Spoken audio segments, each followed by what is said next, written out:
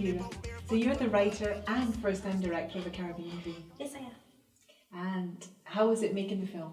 It was an experience. It was very challenging to make the film. It was during crop over, and we had about 3 weeks, 18 days shooting time, and everyone was just brilliant, and they made the job so much easier. So fantastic. And you realise that we only found out recently about the twinning of Barbados and Hackney.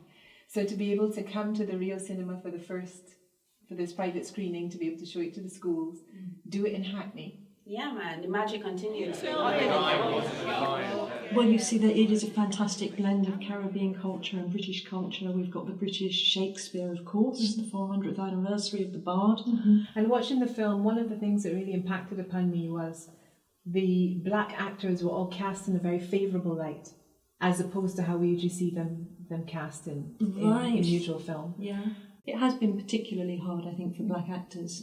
It was one of my reasons why I have cast black actors in roles that they wouldn't normally be cast in, and it was something that we were all agreed on within the film. Who would not change a raven for a dove? Wherefore was I to this keen mockery born?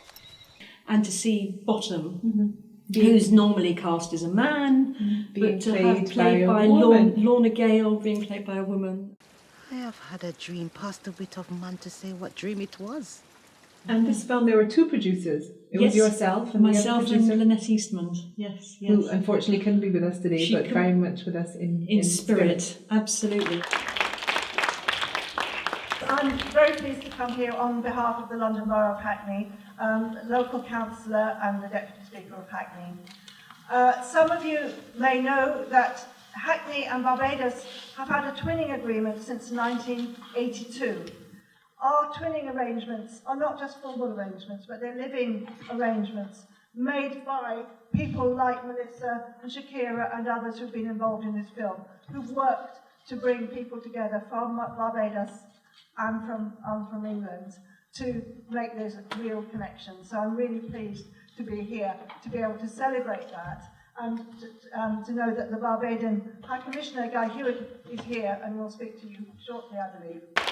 We are celebrating this year the 400th anniversary of Shakespeare and the 50th anniversary of Barbados.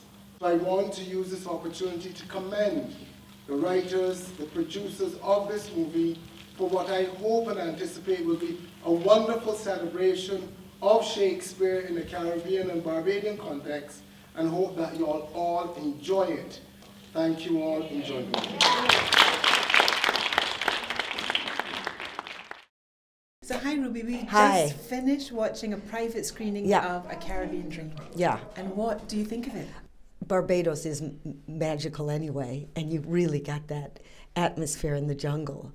And it's funny and it's charming. But that music, you know, that's the grab in your guts. And the movement and the color, that's why it's Caribbean. Really vibrant. I was sitting in my seat and I was shaking and all the giggling kids were. They really liked it. You know, because if you have a beat like that, then Shakespeare makes more sense. Exactly. It makes it much more accessible for them. Yeah. It's the rhythm. Lovely. Yeah. Well, thank you very much. Thank you. It's a great film. Okay, great. Good. Where we go in the world, you can't tell where we come